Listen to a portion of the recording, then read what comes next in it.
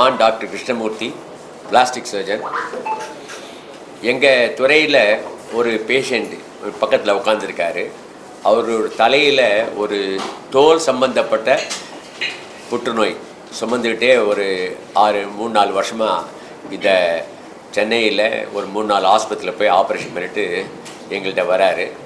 அதுக்கப்புறம் ஒரு productive age group இருக்கிற இந்த இளைஞர் அவருடைய தொடர் விடாமுயற்சின்னு சொல்ல முடியும். விடாமுயற்சியும் எங்கள்கிட்ட வந்ததுக்கப்புறம் இந்த பிளாஸ்டிக் சர்ஜன்ஸோட தொடர் அறுவை சிகிச்சையும், அதாவது குறிப்பாக plastic surgery, anaesthesiologist and neuro surgerist சேர்ந்து அந்த கட்டியை அகற்றிட்டு அந்த கட்டிக்கு பதிலாக ஏற்பட்ட புண்களை திருப்பி பல்வேறு ஸ்டேஜில் சர்ஜரி பண்ணி இப்போ இந்த ப்ரெசன்ட் நிலை கொண்டவருக்கு ஒரு 3 வருஷம் ஆகிருக்கு. இப்போ அவர் ஒரு இயல்பான வாழ்க்கையை, அதாவது disease free, cancer disease free லைஃப்பை பின்பற்றுவதற்கு ரொம்ப உறுதுணையாக இருக்கிறது. ஏன்னா அவர் ஒரு ஐடி ப்ரொஃபஷனல், நிறைய நாள் லீவ் எடுத்து சிகிச்சை எடுத்துப்பார் கடந்த 6-7 வருஷமாக.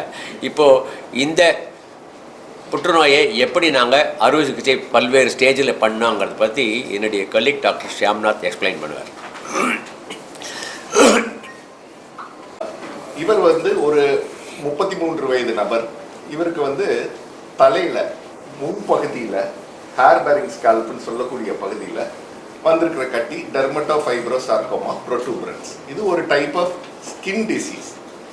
இது இவருக்கு திருப்பி வந்துட்டு இருந்தது. எங்கள்கிட்ட வர்றதுக்கு முன்னாடி 3 மருத்துவமனையில் ஆப்ரேஷன் பண்ணிட்டாங்க. ஆனால் அந்த கட்டி திருப்பி வந்துட்டு இருந்தது. இதில் இவருக்கு இன்னொரு பிரச்சனையும் இருந்தது. என்னன்னா மெட்டாஸ்டேசிஸ்ன்னு சொல்லக்கூடியது. இவருக்கு லங்ஸில், நுரையீரலுக்கு அந்த கட்டி பரவி இருந்தது. ஸோ தலையில் ஒரு பெரிய கட்டி, அது போக நுரையீரலில் ஒரு கட்டி, இந்த கண்டிஷனோட வந்தாங்க இவருக்கு. ஸோ இவருக்கு ஆப்ரேஷன் பண்ணுறப்போ நெத்தி பகுதியில் இருக்கக்கூடிய, நெத்திக்கு மேல் நெத்தி சொல்லலாம், முடி இருக்கக்கூடிய அந்த பகுதியில் நம்ம இமேஜில் காட்டுறோம். அந்த பகுதி நம்ம ஆப்ரேஷன் பண்ணி ரிமூவ் பண்ண வேண்டிய நிர்பந்தத்தில் இருந்தோம்.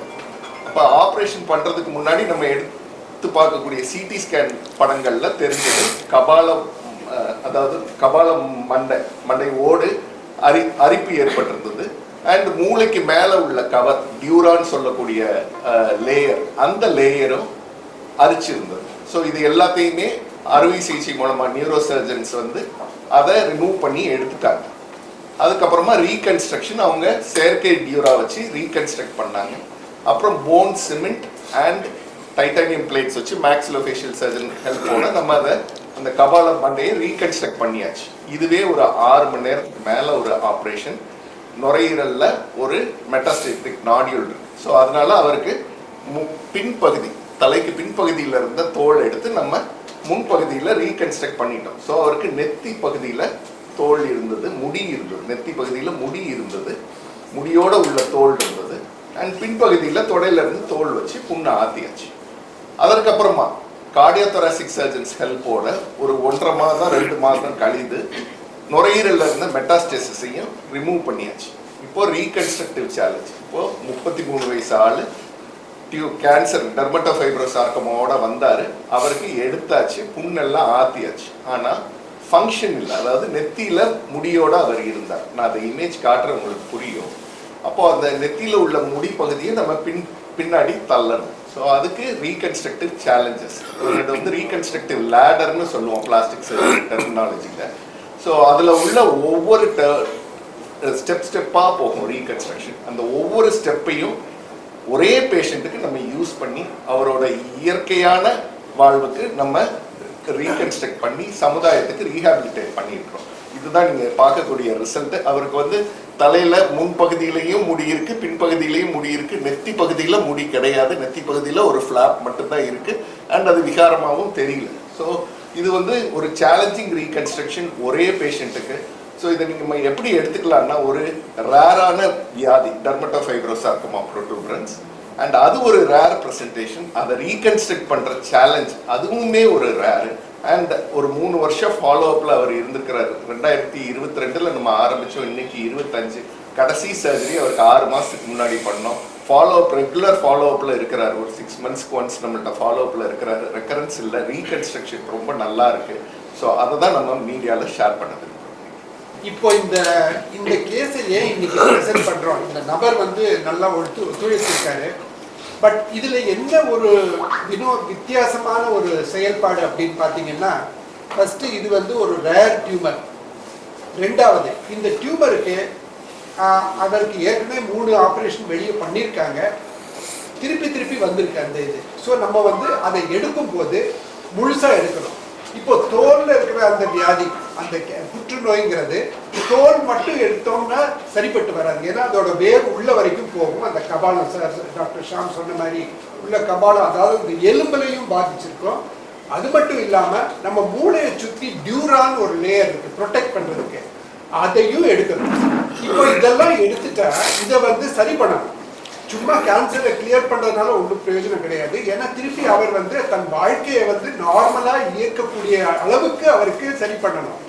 அங்கதான் ரீகன்ஸ்ட்ரக்டிவ் சர்ஜரின்னு சொல்றோம். இப்போ நிறைய பேருக்கு பிளாஸ்டிக் சர்ஜரி அப்படின்னு சொல்லும்போது, அது என்ன சார் பிளாஸ்டிக் சர்ஜரி? ஒரு பக்கம் நடிகைகளுக்கு ஆப்ரேஷன் பண்றீங்க, ஒரு பக்கம் இந்த மாதிரி கேன்சருக்கும் ஆப்ரேஷன் பண்றீங்க. இது என்னது ஆக்சுவலா பிளாஸ்டிக் சர்ஜரினா? மெயினா இதுல பண்றது வந்து ரீகன்ஸ்ட்ரக்டிவ் சர்ஜரி, அதாவது திருப்பி புனரமைக்கிறோம். இந்த தோல் போயிடுச்சு அவருக்கு இந்த ஆப்ரேஷன் பண்றதுனால. ரெண்டாவது அந்த கபாலம் போயிடுச்சு. மூணாவது அந்த மூளையை ப்ரொடெக்ட் பண்ணக்கூடிய ஒரு லேயர் அதுவும் போயிடுச்சு. இந்த அனைத்தையும் செய்கிறது ஒன்று கூடி. இப்போ ஒவ்வொருத்தரும் ஒன்று செய்யறாங்க. நியூரோ சர்ஜன் வந்திருக்காரு. அவர் வந்து he has reconstructed அந்த டியூராவை சரி பண்ணியிருக்காரு, புனரமைப்பு செஞ்சிருக்காரு. நாங்க வந்து தோலை புனரமைப்பு செஞ்சிருக்கோம். இது வெறும் சதை வச்சு போட்டு பண்ணக்கூடாது. முதல்ல அதை சதை வச்சு மூடிட்டு அதுக்கப்புறம் திருப்பி அவர் வந்து திருப்பி வெளியில போனோம். இப்போ இந்த நெத்தியில எல்லாம் முடியிருந்துச்சுன்னா பார்க்க நல்லா இருக்காது. அவரை வந்து முழு மனிதனா, வியாதி இல்லாம, பார்க்கறதுக்கு நல்லா நார்மலா இருக்கிற மாதிரி, அப்பதான் அவரால் வெளியில போய் வேலை செய்ய முடியும். அதுதான் எங்களுடைய டிபார்ட்மெண்டோட ஒரு குறிக்கோள். அதாவது back to work, back to normal life. So ரீகன்ஸ்ட்ரக்ஷன்ங்கிறது வெறும் தோலுக்கு கிடையாது, அவங்க வாழ்க்கைக்கே ரீகன்ஸ்ட்ரக்ஷன் பண்றது தான் ரீகன்ஸ்ட்ரக்ஷன் சர்ஜரி, ரீகன்ஸ்ட்ரக்டிவ் சர்ஜரி டிபார்ட்மெண்ட்டோட வேலை. நான் ஒரு ஐடி ப்ரொஃபஷனல். ஆல்ரெடி இந்த மாதிரி 3 டைம்ஸ் சர்ஜரி பண்ணேன். திருப்பி ரெக்கரன்ஸ் வந்துகிட்டே இருந்தது. ஸோ அதனால் சிம்ஸ் ஹாஸ்பிட்டலுக்கு வந்தேன். இங்கே வந்தோடனே ப்ரொசீஜர் என்னென்னு சொல்லி ஸ்டெப் பை ஸ்டெப்பாக எல்லாம் சொன்னாங்க. ஃபஸ்ட்டு வந்து இங்கே இருக்க அந்த கட்டியை ரிமூவ் பண்ணிவிட்டு நியூரோ சர்ஜன், பிளாஸ்டிக் சர்ஜன் எல்லோரும் சேர்ந்து தான் பண்ணாங்க. First I like to thank Sims hospital and அந்த டாக்டர்ஸ். ஸோ ஸ்டெப் பை ஸ்டெப்பாக ஃபர்ஸ்ட்டு வந்து பண்ணிட்டாங்க. பண்ணிட்டு 1 or 2 months கழித்து லங்ஸ்லேயும் இருந்துச்சு. ஸோ லங்ஸ்லேயும் அதுவும் ரிமூவ் பண்ணிட்டாங்க. அதுக்கப்புறம் எக்ஸ்பேண்டர் யூஸ் பண்ணி பின்னாடி ஸ்கின்னை வந்து பெருசாக்கி அப்புறம் அதை ஃப்ரெட்டில் எடுத்துகிட்டு வந்துட்டு அதுக்கப்புறம் தையில் இருக்க ஸ்கின் எடுத்து இங்கே நெத்தியில் வச்சு கவர் பண்ணாங்க.